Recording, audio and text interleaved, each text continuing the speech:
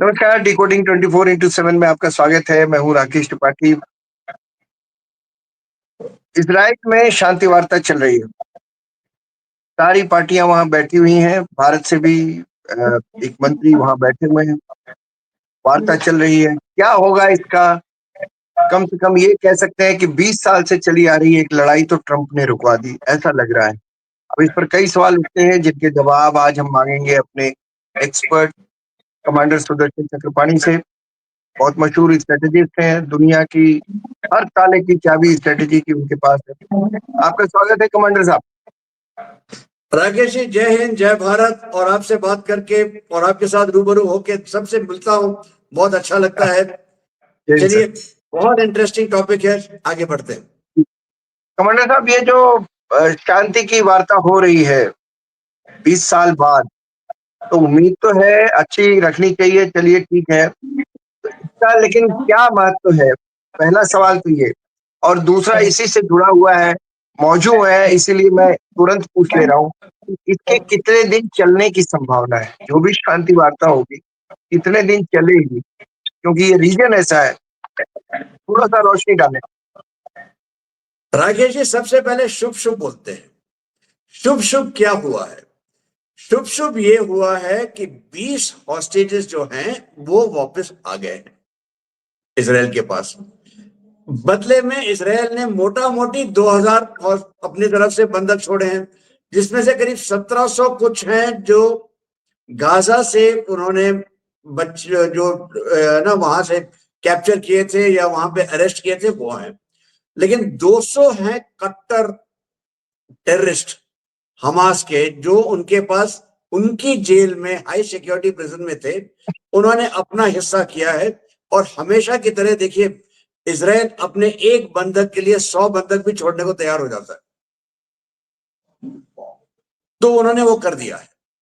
तो बंधक एक्सचेंज हुआ है, ये अच्छी बात हुई है। दूसरी अच्छी बात हुई है कि जो शांति समझौता हुआ था और लागू हुआ था, वो फ्राइडे से लागू हुआ था, मोटा मोटी 3-4 दिन पहले से। वो शांति अभी भी बरकरार है, ज्यादा कुछ नहीं हुआ है, ये अच्छी बात है।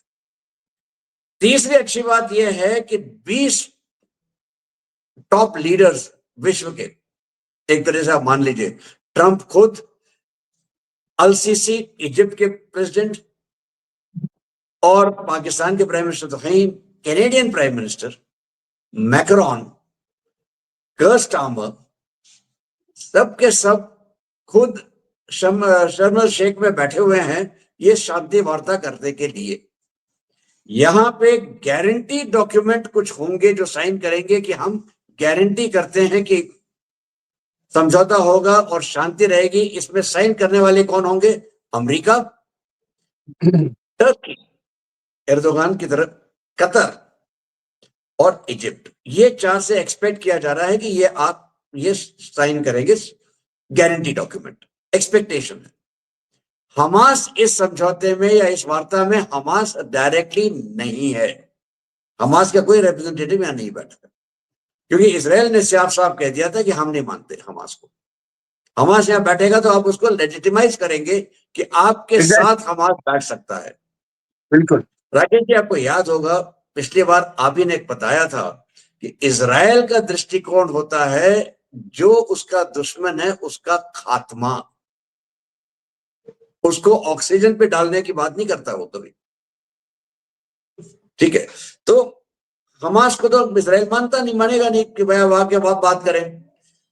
लेकिन बेंजामिन नेतन्याहू खुद नहीं है वहां पे, उनके रिप्रेजेंटेटिव है।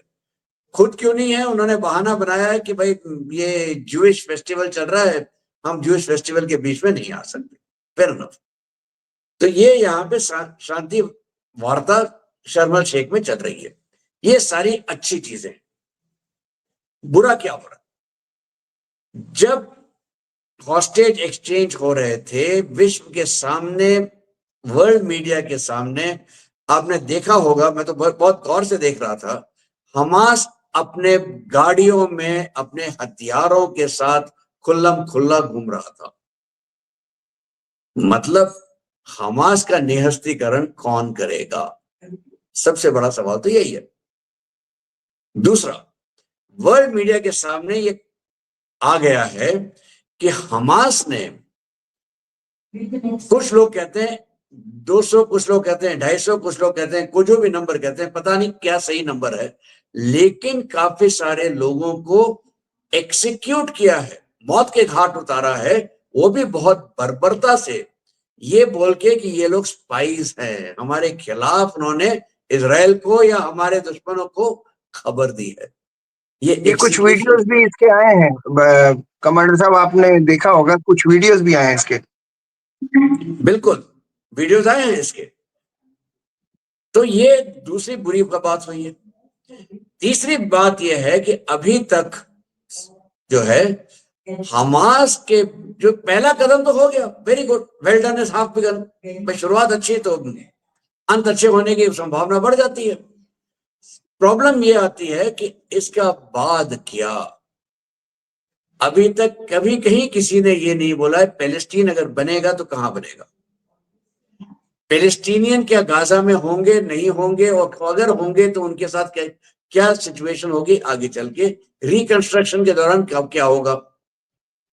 ये भी कहीं नहीं आया है कि जो पैलेस्टीनियन अगर बाहर जाएंगे पैलेस्टीन से, कौन सा मुस्लिम देश उनको लेने को तैयार है।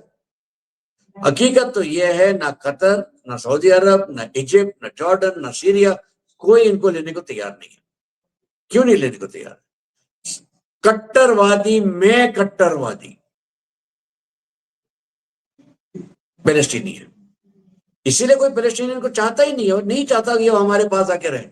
लेकिन क्योंकि इस्लामिक उम्मा है तो इसलिए वो इस्लामिक उम्मा इस्लामी वो कर रहे हैं।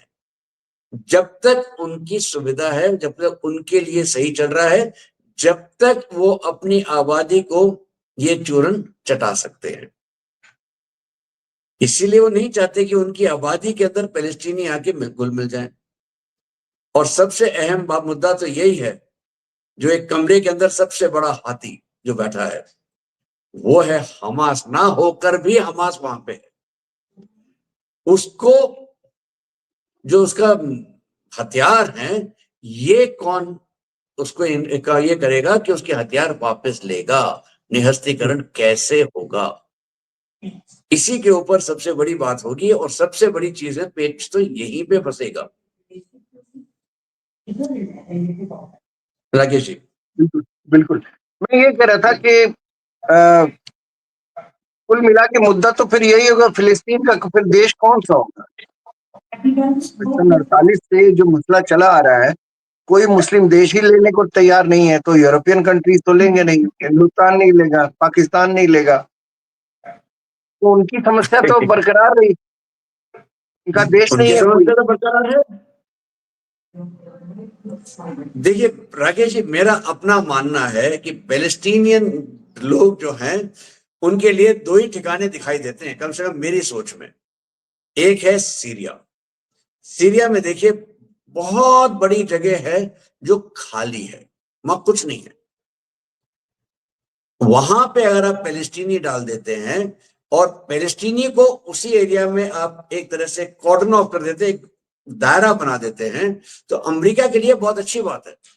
क्योंकि फिर वो आईएसआईएस जो सीरिया के अंदर अपने फन फैला रहा है, और कर्ड्स जो आईएसआईएस के खिलाफ हैं, उनके साथ मिलके पैलेस्टीनियन के ऊपर निगाह रखने के बहाने वो आईएसआईएस के ऊपर काटता रहेगा, और आईएसआईएस के बहाने वो पैलेस्टीनियन के ऊपर भी आंख दबाव बना के रखेगा। एक तो ये हमास का, कमांडर साहब, हमास का क्या होगा फिर। हमास की दो समस्याएं, एक तो निशस्त्रीकरण उसका हथियार, लेकिन क्या हमास हथियार डाल देगा, क्योंकि उसे ये पता है कि इजराइल खत्म कर देगा अगर हमने हथियार डाल दिए तो। ये भी तो एक बड़ी समस्या है। सबसे बड़ी समस्या तो राकेश जी यही है, हमास का निरस्त्रीकरण। कौन सबसे पहले तो कौन, भाई बिल्ली के गले में घंटी लगा दीजिए तो चूहे जो हैं उनको मालूम पड़ जाएगा कि बिल्ली आ रही है। बहुत ब्रिलियंट आइडिया है ये, कब तो वर्षों से चला आ रहा है, चूहा बिल्ली की कहानी है ये। लेकिन क्या आज तक चूहे ने बिल्ली के गले में घंटी डालने के लिए किसी को नॉमिनेट किया है? कौन है वो? तो अमेरिका को तो एक प्यादा है अमेरिका के पास, वही प्यादा सऊदी अरब के पास है। उस प्यादे का नाम पा से शुरू होता है, पाकिस्तान। भाई पा से प्यादा, पा से पाकिस्तान, तो पाकिस्तान है प्यादा। पाकिस्तान ने उस समय मुनीर ने चाय पी ली, लंच कर लिया, उसके बाद फिर आके मिल गए, तीसरी बार भी मिल लिए। वो बक्सा लेके गए थे सेल्समैन की तरह, आपने वो फोटोग्राफ देखी होगी कि वो दिखा रहे हैं, देखिए हमारे पास क्या बेहतरीन चीजें हैं, कि आपको है ना कॉपर चाहिए, तांबा चाहिए, ये लीजिए तांबा, ये लीजिए सोना, ये लीजिए रेयर अर्थ, ये लीजिए फलाना। वो तो ले गए थे बक्सा। उन्होंने हामी भर दी थी कि हम आपको आदमी दे देंगे, लेकिन आदमी निकालेगा कहां से पाकिस्तान? सवाल तो ये है। और क्या अब पाकिस्तान में जो हो रहा है उसके बहाने पाकिस्तान को एक तरीके से हथियार मिल गया है, या एक बहाना मिल गया है कि मैं आदमी अभी नहीं दे सकता। दूसरे जिसने कहा कि मैं देने को तैयार हूं वो है इंडोनेशिया। लेकिन इंडोनेशिया के प्राइम मिनिस्टर, जो अभी शांति वार्ता में खुद बैठे हुए हैं, उन्होंने साफ साफ कहा था, अगर आप पैलेस्टीन को रिकॉग्नाइज करते हैं, उसको मानते हैं, उसको एक देश है, उस देश को रहना, स्वतंत्र रहने की आजादी होनी चाहिए, तो आप इजराइल को भी वही आजादी दें, उसको भी वही मान्यता दें, उसको भी वही सुरक्षा दें, ताकि इजराइल भी सुरक्षित जी सके। और आपको याद होगा इंडोनेशियन प्राइम मिनिस्टर के जो स्पीच थी, उन्होंने एंड किया था ओम शांति शांति। ये है बात। मैं ये इंडोनेशिया कह रहा था तीसरा कि वोट देने को तैयार है। जी, मैं ये पूछ रहा था कमांडर साहब कि अगर इजराइल को ग्रेटर इजराइल चाहिए और हमास के लिए जाने की कोई जगह नहीं है, फिलिस्तीनियों के लिए जाने की कोई जगह नहीं है, तो ये फिर समझौता काय बात करती है? क्योंकि नहीं, और आज नहीं तो 10-15 साल बाद अशांति तो फिर से पैदा होनी है। बेशक नोबेल प्राइज ले लें ट्रंप अगले हाँ, ट्रंप के अगले अवतार को मिलेगा। इजराइल कह देखिए चुका है, राकेश, नेतन्याहू ने कहा है कि मैं तो करूंगा इनको। देखिए जहां तक अगर आज की तारीख में ये शांति वार्ता हो रही है, इसकी जिम्मेदारी सिर्फ एक व्यक्ति के ऊपर बहुत बड़ी पड़ती है, वो है ट्रंप। और यहां तक लाने के लिए ट्रंप को तो नोबेल प्राइज के हकदार हैं, इसमें कोई दो राय नहीं हो सकती। मैं तो मानता हूं, मैं तो कहता हूं उनको एक नहीं दो नोबेल प्राइज दे दी। अगर वो खुश तो हम भी खुश। और काम किया है इसमें तो डेफिनेटली काम किया है। मैं तो लेकिन देखिए, हाँ बोलिए राकेश। जी, मैं बस बीच में एक चुटकी लेना चाह रहा था, क्योंकि मोदी की भी तारीफ की है ट्रंप ने, और कहीं मोदी ने रूस और यूक्रेन का युद्ध रुकवा दिया तो ट्रंप और मोदी को इकट्ठे ना मिल जाए नोबेल अगले साल। देखिए राकेश जी, हम लोग तो ये अटकलें लगा रहे थे कि क्या पता ट्रंप नोबेल पीस प्राइज की ना सपने ही देखते रह जाएं, और यूक्रेन का अगर युद्ध रुक जाता है तो मोदी जी को ही मिल जाए। ठीक है, तो खैर वो अपनी जगह पे है। लेकिन देखिए यहाँ पे ये जो शांति वार्ता है, ये एक बहुत बड़े ढोंग के एक तरह से रचा जा रहा है। यहाँ पे ढोंग क्या है, सब जानते हैं हमास अपने हथियार नहीं छोड़ेगा। आपने बिल्कुल सही कहा था कि हमास कैसे हथियार छोड़ दे, उसने हथियार छोड़ दिए तो वो मरा। हमास की डॉक्ट्रिन में पीस तो है ही नहीं, पीस की जगह ही नहीं है। बिल्कुल नहीं, तो बिल्कुल नहीं है। और वो अगर उसे पता है कि इजराइल तो मार के दम लेगा, खत्म करके दम लेगा। बिल्कुल। तो ये विडंबना देखिए कमांडर साहब कि हमास को लाने वाले भी नेतन्याहू ही थे फिलिस्तीनियों करेक्ट। को काउंटर करने के लिए, और आज उन्हीं के गले पड़ गया और ये इतनी बड़ी शांति वार्ता होने जा रही है। देखिए, जो हम पाकिस्तान के लिए कहते हैं कभी कभी इजराइल के लिए भी लागू होता है, नेतन्याहू के लिए लागू होता है। अगर आपने सांप अपने घर में पाला, कोई जरूरी नहीं है कि सिर्फ आपके पड़ोसी को डसेगा, आपको भी डसेगा। तो ये तो है ही। हमास का क्रिएशन तो नेतन्याहू ने या इजराइल ने किया था पीएलए के खिलाफ, कि पीएलए जो है पैलेस्टाइन लिबरेशन अथॉरिटी, उन्होंने सोचा गाजा में और वेस्ट बैंक में अलग अलग अगर हो जाते हैं, ये आपस में ही लड़ते रहेंगे, और क्योंकि आपस में लड़ते रहेंगे हमें तकलीफ नहीं देंगे। लेकिन वो हुआ नहीं, आपस में लड़े, एक दूसरे से बात नहीं करते हैं, लेकिन हमास जो है बिल्कुल कट्टरवादी हो गया। कमांडर साहब, इस इलाके में शिया सुन्नी वाला क्या मसला है, जरा सा हमारे दर्शकों को बताइए। राकेश जी, शिया सुन्नी एक ऐसी लड़ाई है जो चली आ रही है और चलती रहेगी, क्योंकि शिया और सुन्नी में कभी मेल नहीं होगा। उनका इस्लाम को देखने का नजरिया अलग है, और शिया कहते हैं सुन्नियों ने उनके साथ दगा दिया था, और इसीलिए मुहर्रम को मानते हो करते हैं और अपने आप को चोट पहुंचाते हैं, और ये कहते हैं कभी ये नहीं भूलेंगे। राइट? तो शिया सुन्नी तो है। शिया कौन है? ईरान। शिया का सबसे बड़ा लीडर ईरान है, सबसे ज्यादा शिया को सपोर्ट ईरान करता है। ईरान कौन से शिया ऑर्गेनाइजेशंस को सपोर्ट करता है? जो बड़े बड़े दो बता देता हूं, वो है हमास, सॉरी वो है हूती, और वो है हिजबुल्लाह। हूती जो है वो सुन्नी सऊदी अरब से पिछले 15 साल से लड़े जा रहे हैं। सऊदी अरब उनके ऊपर हावी नहीं हो पाया है, अभी तक उन्हें डिफीट नहीं किया है। हिजबुल्लाह को काफी हद तक डिफीट किया है इजराइल ने, उनकी टॉप लीडरशिप उड़ा दी है, उनके मिडिल लेयर लीडरशिप का उड़ा दिया है, और हिजबुल्लाह को दबा के रखा गया है सीरिया के अंदर, जॉर्डन के अंदर, लेबनान के अंदर। ठीक है, लेबनान में खास करके। हमास जो है वो सुन्नी है, लेकिन ईरान हमास को सपोर्ट करता है, क्योंकि उसके लिए जो शैतान है इजराइल और बड़ा शैतान यूएस, हमास उनके खिलाफ लड़ता है। इसलिए वो हमास को पैसे देता है, हथियार देता है, टनल बनाने के लिए उसने मदद की है, टनल बनाने के लिए चीनियों तक को उसने भेजा है, या चीनियों से भी समझौता करा के वहां भेजा है। इसीलिए तो हमास ने इतने सारे टनल्स बना के रखे हैं, इतने बड़े टनल्स हैं कि आप उसमें ट्रक चला सकते हैं, या कम से कम छोटी गाड़ियां तो चलती ही, मल्टी लेयर्स में है ये टनल्स। तो ये प्रॉब्लम है। बाकी जो वहां पे जो मेन अरब देश हैं, ये सारे सुन्नी हैं। इनमें बैरलवी सेक्ट के भी हैं, देवबंदी भी हैं, और देवबंदी से और भी आगे बढ़ के भी पहुंच जाते हैं। तो ये सारा का सारा तो यहाँ पे है।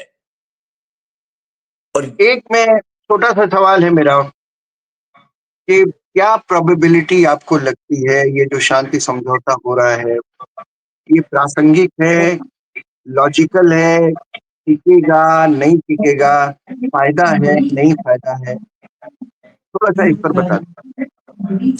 राकेश जी, इसमें बहुत बड़े फायदे हैं और सबके फायदे हैं। चलते हैं, शुरुआत करते हैं इजराइल से।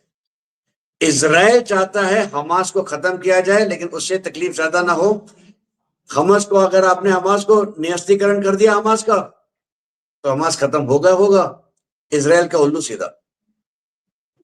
सऊदी अरब, जॉर्डन, सीरिया, टर्की, ये सारे के सारे क्या चाहते हैं भाई? वो नहीं चाहते हैं कि कोई उनको ये कह सके कि आपने मुस्लिम उम्मा के साथ खड़े नहीं हुए थे।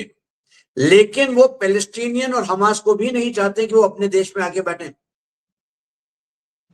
उनको एक बहुत बढ़िया मौका मिल जाता है कहने के लिए, देखिए हमने कितनी मेहनत की, कितने पैसे दिए, कितना सब कुछ किया, डोनाल्ड ट्रंप को ले ला के मिस्र में लेके आए। ये मत भूलिए, ये समझौता जो ये वार्ता कहां हो रही है? मिस्र में हो रही है, कतर में नहीं हो रही है। और मिस्र में बहुत बड़ा स्टेक है मिस्र का, इजिप्ट का, क्योंकि इजिप्ट गाजा पट्टी के साथ उसका बॉर्डर है। और अगर यहां से पैलेस्टीनियन गाजा पट्टी से निकलेंगे तो कहां जाएंगे? मिस्र में। और जब लड़ाई चल रही थी, मिस्र ने अपना बॉर्डर बंद कर रखा था, राफा क्रॉसिंग बंद थी, उसने पैलेस्टीनियन को आने नहीं दिया अपने देश के अंदर, बल्कि कैंप बना के अलग रखा, लेकिन देश में नहीं आने दिया। तो इन सब का वो लू सीधा होता है ये कह के कि हमने ये सब किया है, अगर कोई इसका जिम्मेदार है वो है हमास। अब अगर इजराइल हमास को खत्म करेगा तो हम क्या करें? ट्रंप को बहुत बड़ा फायदा है भाई, ट्रंप को तो रिवेरा बनाना है, रियल एस्टेट, उसको तो पूरी गाजा पट्टी मिलती है। यूरोप, सऊदी अरब, इंडिया, हम सबका बहुत बड़ा फायदा है। आईमेक आगे जाएगा। आईमेक के लिए बहुत अहम है कि आप हाइफा पोर्ट को कनेक्ट कर सके। हाइफा पोर्ट कौन ऑपरेट करता है? अडानी। पहले चीन को मिला था कॉन्ट्रैक्ट, चीन को निकाल दिया गया, अब अडानी ऑपरेट करता है। लास्ट हिस्सा जो है रेलवे ट्रैक का, वो फंसा है गाजा की वजह से। अगर ये समस्या सॉल्व हो गई और वो ट्रैक बन गया तो सबके सब खुश, वो भी हो तो जाएगा। सब खुश। कमांडर साहब, बिल्कुल कमांडर साहब, बहुत बहुत शुक्रिया आपका, आपने इस जटिल समस्या पर रोशनी डाली। और मुझे लगता है कि 1-2 दिन में हमें फिर बैठना होगा इस पर अपडेट के साथ, जो बातचीत चल रही है शर्म एल शेख में, उसका क्या हुआ और उसके क्या नतीजे होंगे, क्योंकि अभी कुछ कहा नहीं जा सकता। 1-2 दिन बाद कुछ होगा तो समझ में आएगा। आप आए बिल्कुल। हमारे शो में, बहुत बहुत शुक्रिया सर, बहुत बहुत धन्यवाद। बहुत बहुत शुक्रिया राकेश जी। जय हिंद, जय भारत। Thank you.